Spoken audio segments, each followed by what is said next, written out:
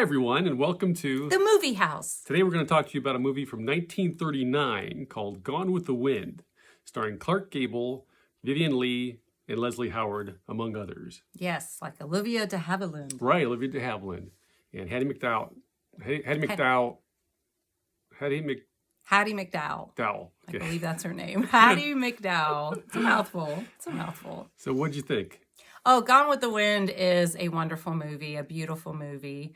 It really holds up for being made in 1939, which another great movie that came out the same time was The Wizard of Oz, which also holds up very, very well. But Gone with the Wind is just a classic movie, and there's nothing wrong with it. Yeah, it's really still, like you said, it holds up. Even the special effects are still very effective. For that time period. Yeah, they don't pull you out of the movie going, oh, that's really fakey. I mean, there's a couple scenes, but overall, it really does look really, really good with some of the more devastating burning of Atlanta scenes and things like that. They did a really top-notch job. And the story is, a timeless one. It's had appeal, obviously, from the novel when it first came out. A woman who has spirit, let's say. Passion. That's how Ashley Wilkes describes her. She has passion. Okay, and she knows what she wants, and she goes after it. Sometimes in underhanded ways, but she uses all of her wile and beauty and charm to survive. At some points, it's a matter of survival from her perspective. Yes, and it's such a good movie because that was a big part of our history here in America, the Civil War, and how devastating it was for everybody in the North and the South. And to see it, you see, as the book says in the movie at the beginning, the way of life in the South was beautiful and gorgeous. And like they say, it's like ladies and lords. And it's gone with the wind. There's nothing like it. It doesn't exist anymore. After they lost, it just never returned to what it used to be. And well, to be fair, the top layer is beautiful. It's when lower layers aren't so great. Right? No, it isn't. No, maybe we should start over. But to show the beginnings of it, the middle and the end of it, and then the rebuild. It's pretty good in such 3 hours? Yeah, it's almost 4 hours. It's almost 4 hours long. It's a long movie, but it does a great job showing what it was and what it became. And that's kind of hard to do. How many movies do we watch? It's like, oh, they could have done this more, or I wish they would have shown less of this and more of that. But I think they really, because the book is so well done. Margaret Mitchell's book is so well done and so thought out that you're not missing anything. You're seeing the beginning, you're seeing the destruction, you see the end, and you see the rebirth of a civilization. Yeah, well, in the end, the story does move along. The director, I believe George Cukor, really does a good job of keeping the story. Is it George Cukor? No, actually it wasn't. It was Cukor. Yeah, and David he got Selznick. fired. Is it Selznick? No, Selznick produced it. I forget the guy who directed its name. Oh my gosh. I can see his name on the board. Yeah, but Cukor started out this director and he got fired.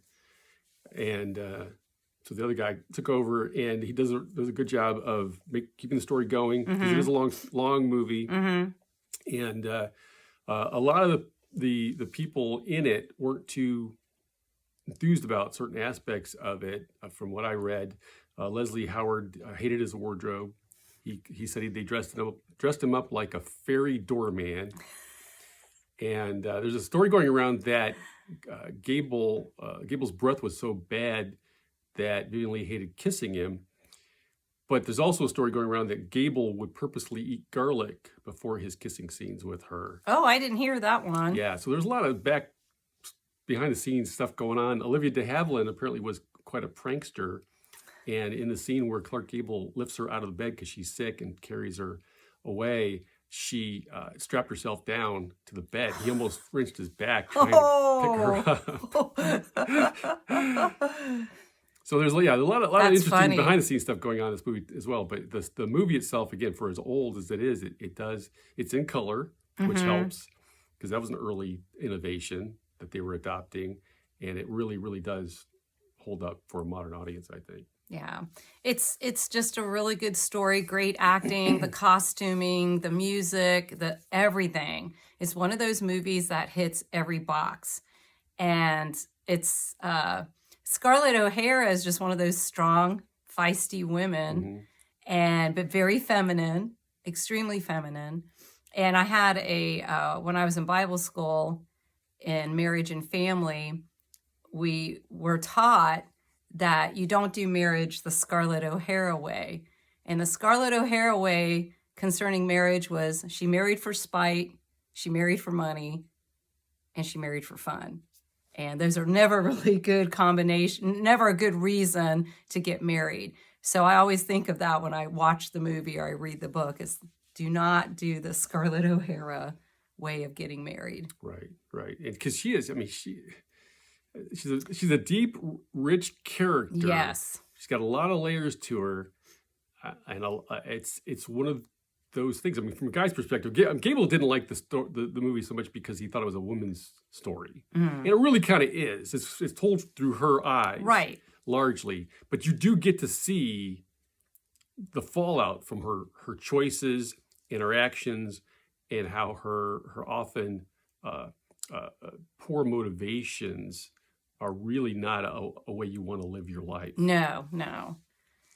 And it's sad too because further on in the movie, when her and Rhett are together, finally, it's so Spoiler sad. alert. Spoiler. In case you hadn't seen it. In case you haven't seen it in the last 80 years. But the lack of communication between two people who really, really do care about each other, and they refuse to communicate, or when they should open their mouths, they choose to shut them, and when they should shut their mouths, that's when they open them. And it's just very sad to see that, because you do see that in a lot of relationships, unfortunately. I find it interesting that you think that they really cared for each other. I think they did. Okay. But see, I'm rereading the book, so we'll see. Okay. All right. Because that's what's interesting. The book's a little bit, it's different than the movie, not in huge regards, but there's more backstory. It's a big book. It's a long book. And there's a lot there that they don't put in the movie. Sure. So I recommend, if you like the movie, read the book. So to get more background. So I'm wondering, as I said, I just started reading it. And so I'll see if it really shows that there is a connection between the two. Okay. Fair enough. All right. That's it for us. Thanks for joining us. We'll see you next time. Bye.